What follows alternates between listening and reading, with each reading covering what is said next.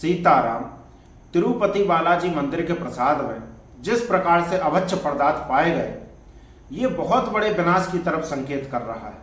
क्योंकि इस घटना के बाद जिस प्रकार की बातें की गई कि अभी जांच की जा रही है, जांच के बाद जो दोषी मिलेगा उसको सजा दी जाएगी, फांसी की सजा दी जाएगी, ये सब तो बहुत छोटी बातें हैं।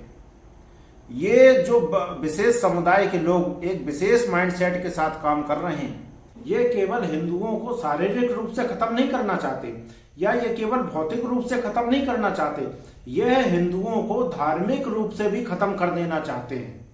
हिंदुओं का हिंदुत्व ही नहीं बचेगा तो फिर हिंदू कहां से बचेगा?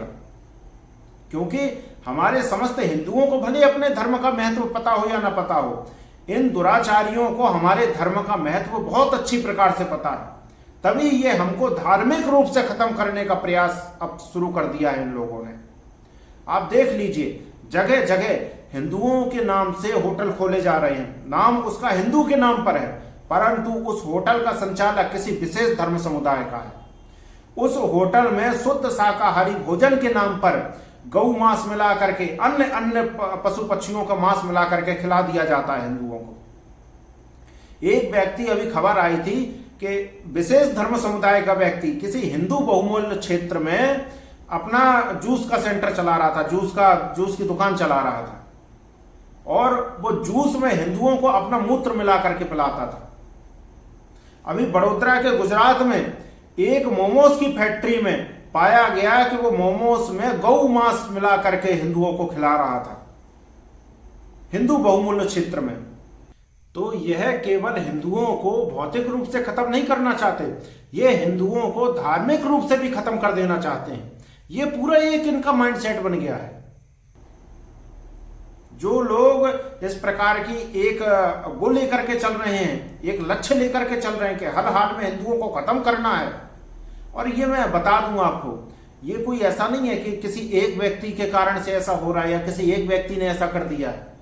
इसमें पूरी एक टीम काम कर रही है, एक संस्था काम कर रही है, और बहुत बड़ी फंडिंग कहीं से किसी संस्था के द्वारा इस काम में की जा रही है जगह जगह।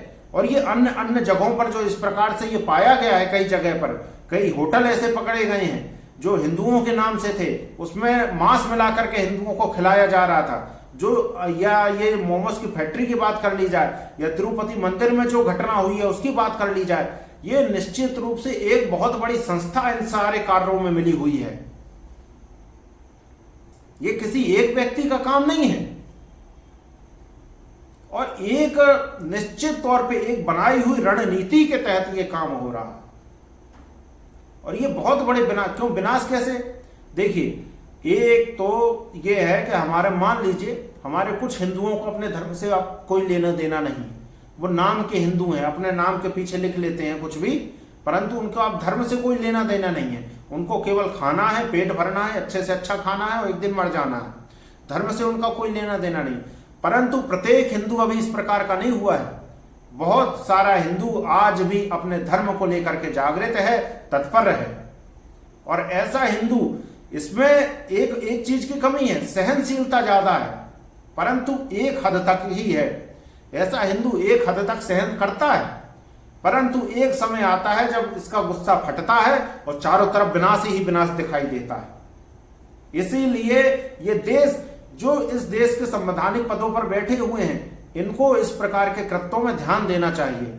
अन्यथा मैं स्पष्ट रूप से कह देता हूं, मैं कोई भड़काऊ भाषण नहीं दे रहा हूं। स्पष्ट रूप से ये सारी चीजें दिखाई दे रही हैं, और पहले भी इस प्रकार की भविष्यवाणी की गई है कि ये देश बहुत बड़े गृह युद्ध की तरफ जा रहा है, बहुत बड़े गृह युद्ध की तरफ जा रहा है। क्योंकि हिंदुओं की भी सहन करने की एक क्षमता ही मात्र है, एक क्षमता तक ही वो सहन कर पाते हैं। जिस प्रकार से गुजरात में गुस्सा फटा था, और देख लीजिए फिर गुजरात में क्या स्थिति हुई थी। कहीं वो स्थिति पुनः पूरे देश में ना हो जाए, इसके लिए ये संवैधानिक पदों पर बैठे हुए लोगों को इस पर ध्यान देना चाहिए।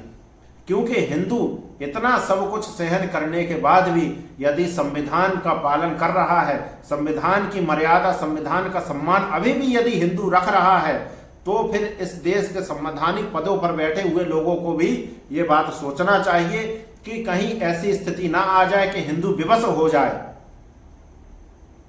ये सोचना चाहिए, इस पर चिंतन करना चाहिए।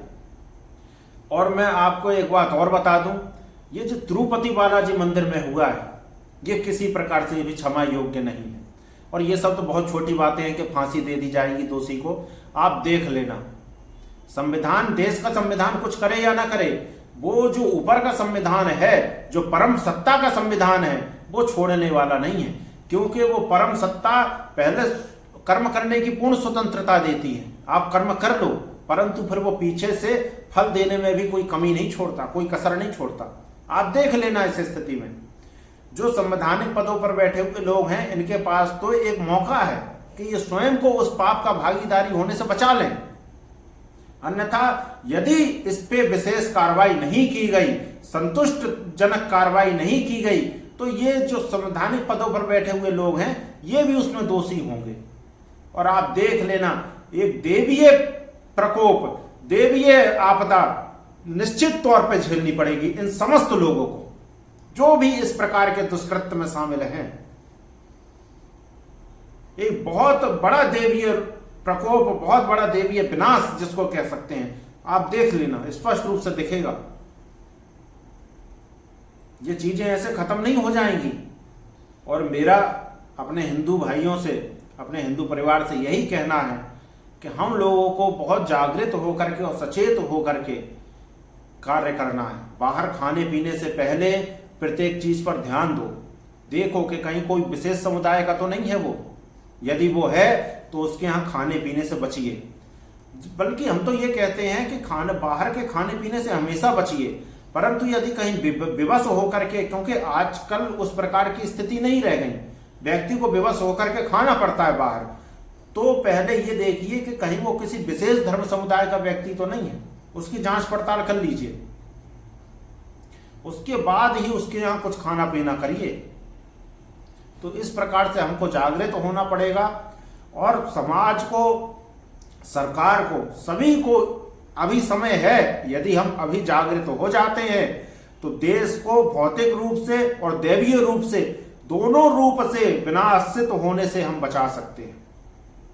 अन्यथा चीजें एक बार हमारे हाथ से निकल गई तो फिर कुछ भी नहीं रुकेगा, ये विश्वास मानिए। बोलिए सीताराम।